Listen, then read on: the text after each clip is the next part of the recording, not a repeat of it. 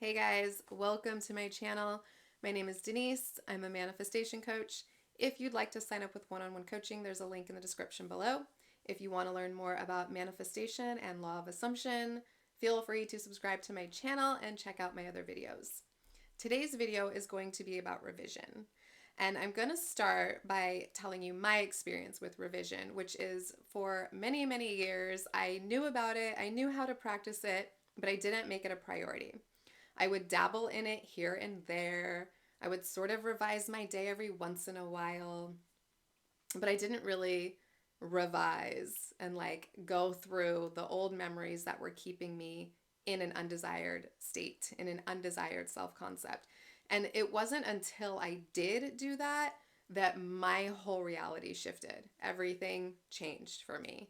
And I realized at that moment how important revision is and just how underrated or overlooked it can be throughout this process when we're consciously creating and manifesting things on purpose with intention. And so a lot of that comes down to when we were children. I mean, anytime, but especially when we were young, any painful experience that we had that triggered emotion within us, hurt us, made us feel unimportant or unchosen, or made us feel sad or angry was there was a picture taken of that experience to associate the feeling, right? Here's what happened. Here's how you felt. This is bad. I'm filing it away so that we can refer to it later. And basically, when you're learning to change your self concept and you're practicing new thought patterns and affirmations and imagining and living from the end and inner conversations, and you're learning to think a different way, you start to move forward in that self concept. And then this part of you that just wants to protect you pops up and says, oh, but wait, remember last time you got hurt? Or remember last time you were disappointed or it didn't work out? Like, you don't want to feel that pain again.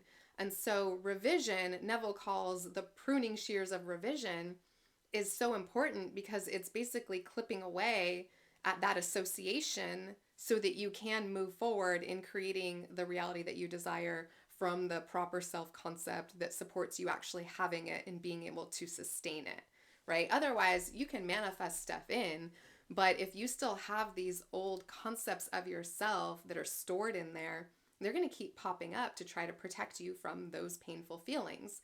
So, that's why revision is so important. And, Neville calling it the pruning shears of creation or the pruning shears of revision, it's like when we relate it to plants and us, it makes so much sense and it's so simple. Like you have a plant and if it has these aspects of it that are not healthy, whether they're discolored or shriveling up or drying out or just stunted in growth, you have aspects that are unhealthy. The energy, the life force is going into those aspects and it's not all going to the new growth. So the plant can't expand to its fullest potential. It can't grow to its fullest potential until you clip that shit away. Then the life force and all the nutrients and energy can go toward the healthy part of the plant and just further increasing its ability to grow, right? Same thing with us. We have these old memories and concepts and aspects of ourselves that if we're talking about like life force in relation to the plant, it's our awareness, our consciousness, right? And if our energy, our awareness, our consciousness, our thoughts are going to these aspects of us that had us feeling hurt and unimportant and unchosen, we're not going to be able to fully expand into that self concept that says, I'm amazing. I'm worth the world and its weight in gold. I get to have it all. I'm whatever, a gift to this earth. Everybody loves me. I'm always chosen, right? So you got to revise it, clip that shit away, get rid of it. And so, how you do revision, it's actually really simple. And I don't know why I was so hesitant to do it for so long. I think I just I didn't see it as valuable.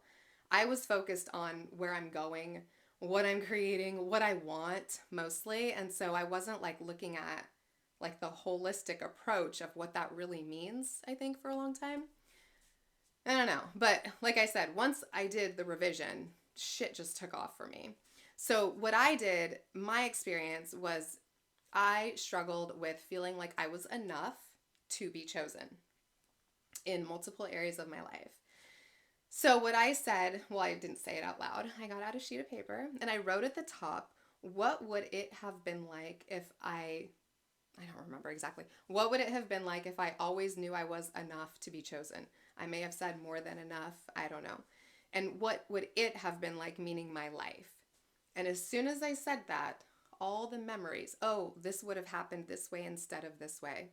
This person would have responded this way instead of that way. All these memories from 4 years old up to present day came out. And that was my indication of, okay, this is the stuff I want to revise. So if you don't know what memories to revise, that's how you can go about figuring it out. What would my life have been like if I was always abundant? What would my life have been like if I was always chosen? And basically, all those memories that are keeping you in lack or not being chosen will come to the surface, and you'll have an understanding of what you've been holding on to, where your energy has been going, whether consciously or not, to try to protect yourself from being hurt again like you were back then. So that's how you figure out what to revise. And then how you're going to go about the process, this is how I did it at least. I had my list, my nice long list of years of memories, and I went through 3 to 5 a night, usually 3, and so I said like a night, which one session of revision we'll call it. I like to do it at night. It doesn't really matter when you do it, but you do want to get yourself into the state akin to sleep, or at least a relaxed state resembling that. Take some deep breaths, quiet your mind, relax. Make sure you won't be interrupted, and this won't take very long. It's just a process of a few minutes at the most. Seconds really, and you know the memories you're going to be revising because you've referred to your list. You've chosen the ones you'll be working on tonight, and you pull up that first memory and you create a very quick, ideally it's like 7 seconds at the most. 3 to 7 seconds is perfect, somewhere in there, for at least my preference. And you want it to be short so that you don't get distracted with it, because you're learning to recall the memory, but create a new one to take place, and you have to keep looping that over and over and over. So you don't want your mind to wander. You don't want your mind to go back to what really happened. You want to keep looping this revision, this revised memory, right? So in my case, like for example, one of them was, in second grade, my crush would have thought I was cute too. And my real memory was that when my friend told him that I thought he was cute, he laughed in my face. He wasn't interested and laughed at me. And, that hurt little second grade Denise. And so in my revised memory, it was something like he was like, oh, I think you're cute too. Or, just some little goofy sentence that a second grader would say. So I pulled up the memory, right? And I'm playing the revised version, and I'm looping, looping, looping, looping, looping, looping, looping. And I just keep looping it until that version feels satisfied. I start to get the feelings that I would have felt if that really happened. Because really it did happen. I just wasn't putting my consciousness on it. I had my consciousness on the one where I was rejected. So you're just selecting different possibilities from the quantum field, basically, from your imagination. And so once you attain the feeling of satisfaction, the feeling that you would have felt had it happened that way, then you're done. Then you move on to the next memory, and you just keep going. And like I said, one memory doesn't even take a whole minute. It happens very quickly. Our brains are so powerful. If you're looping a 3 to 7 second scenario, you can do it, I'm not a math person, but several hundred times very quickly, right? You can just keep going. So really easy stuff. It's not intimidating, and it's incredibly empowering. Just that very next day after doing those first few memories, I felt lighter. I felt more confident. I felt, I don't know if healed is the right word, but I just felt better about myself, and memories were not painful anymore. So that's how you practice revision.